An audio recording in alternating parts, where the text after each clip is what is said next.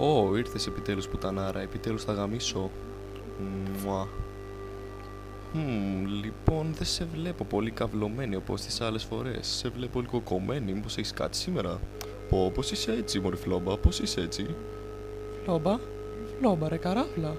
Ναι, φλόμπα, φλόμπα και γαμιόλα, και από τις καλές μάλιστα. Λοιπόν, άκου φλόρε, θέλω να μου κάνεις μια χάρη. Σταμάτα να παίρνεις ναρκωτικά και να γαμιέσαι κάθε βράδυ με τον Τζον, δεν σου κάνει καλό. Τι θες να πεις? Έχεις χαλάσει όλα τα λεφτά σε LSD και καπότες, τι να θέλω να πω. Ωραία, τώρα δηλαδή πρέπει να μου το χτυπάς συνέχεια? Πούστη, άκουσέ με. Ο Ράιαν ήταν και αυτός γκέι, αλλά τον πηγαίναμε κάθε μέρα σε μπουρδέλο και έτσι έγινε άντρας.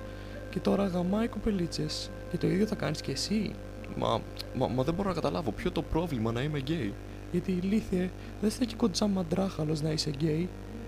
Λοιπόν, σήμερα θα πάμε στο σπιτάκι μας και θα με γαμίσεις μέχρι να πεθάνω. Και μετά θα είσαι άντρα κλάς. Έγινε?